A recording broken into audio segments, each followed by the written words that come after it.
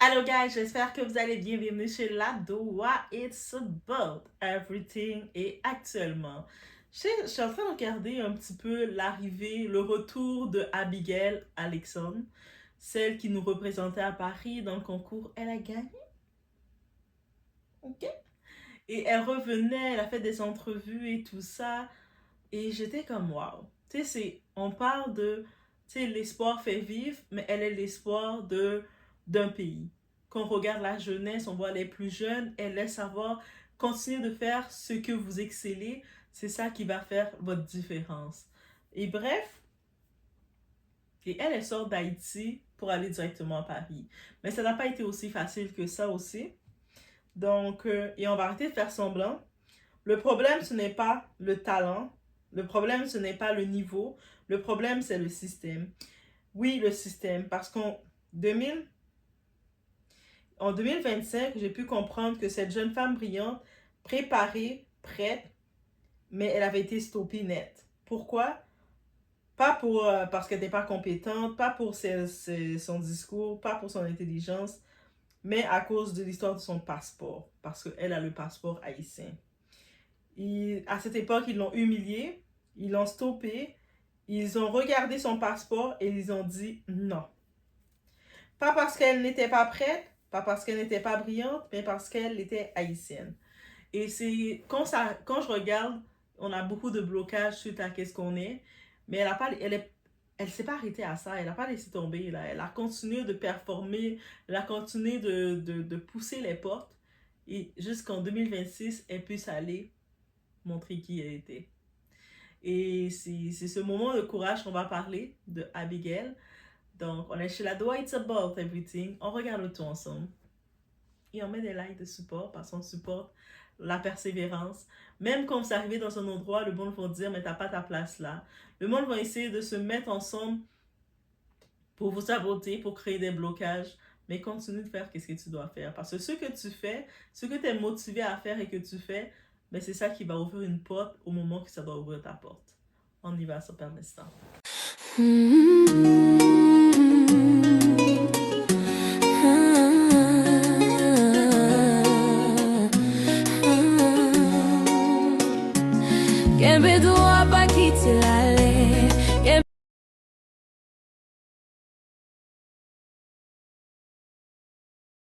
Donc, on regarde ensemble, on va en arrière.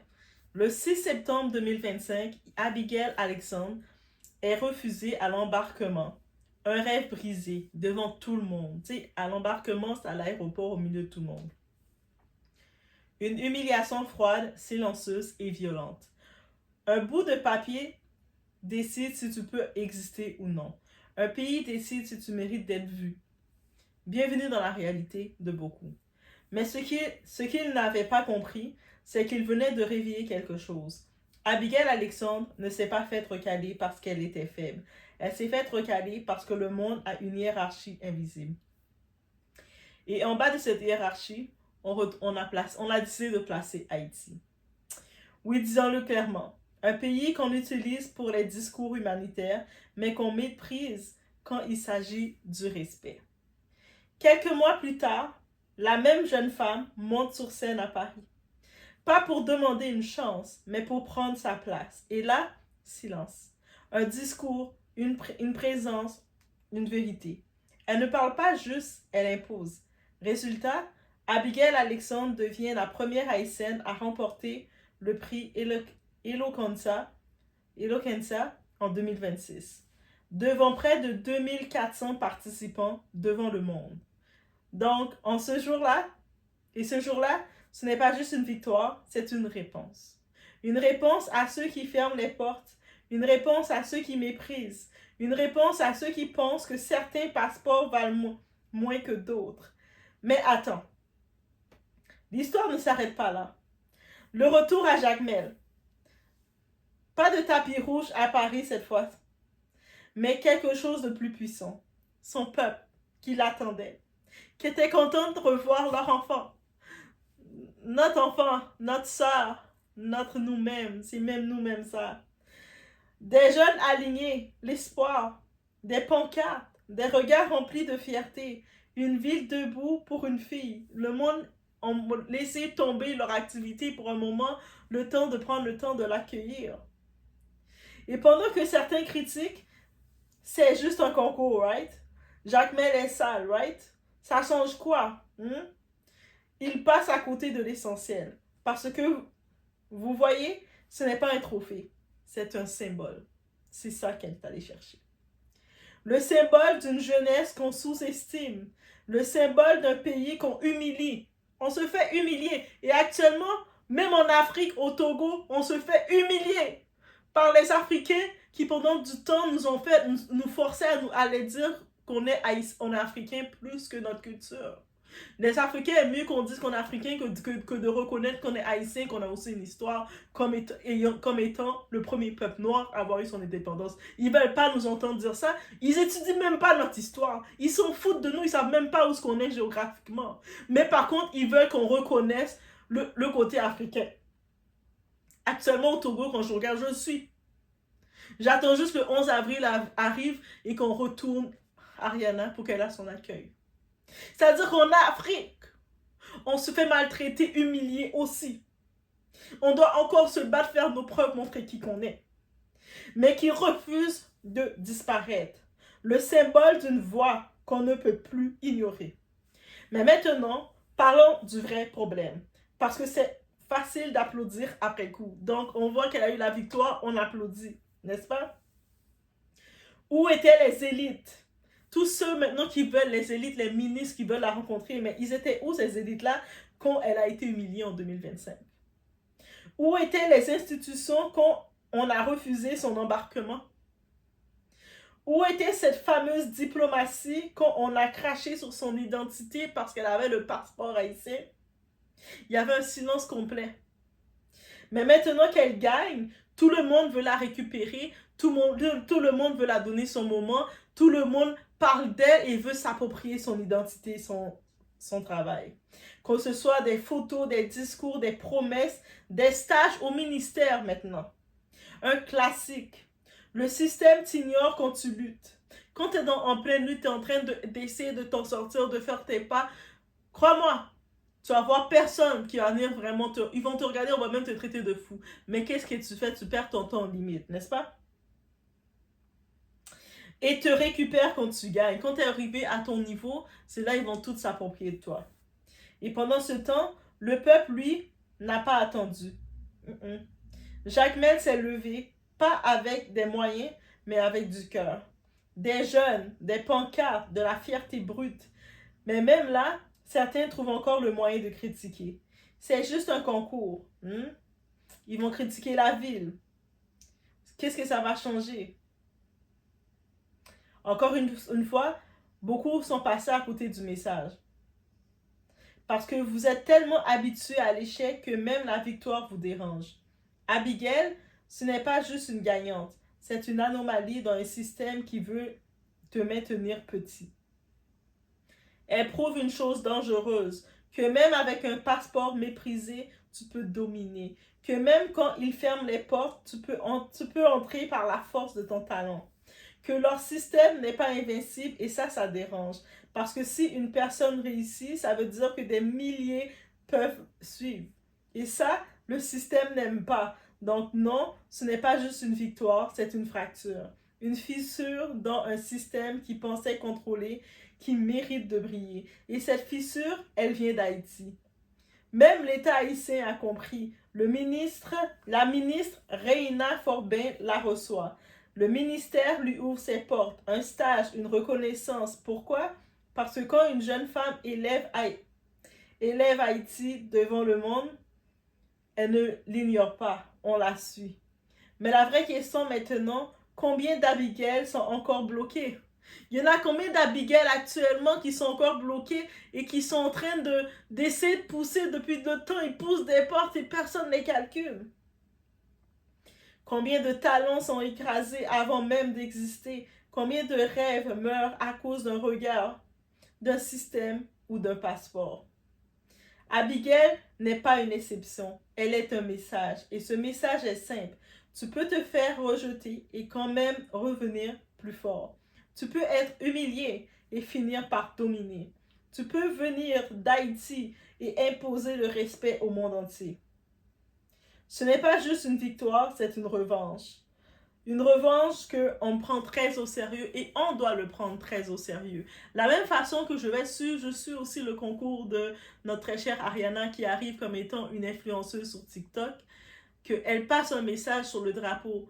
Bien sûr, beaucoup d'Africains dans différents pays sont très fâchés contre Haïti parce qu'on s'est trop investi. Et je me rappelle la phrase de ma propre professeure qui m'a dit ça. Et quand j'y pense qu'elle m'a dit ça, et je regarde nous, notre qualité en tant qu'Haïtien, c'est d'être trop investi.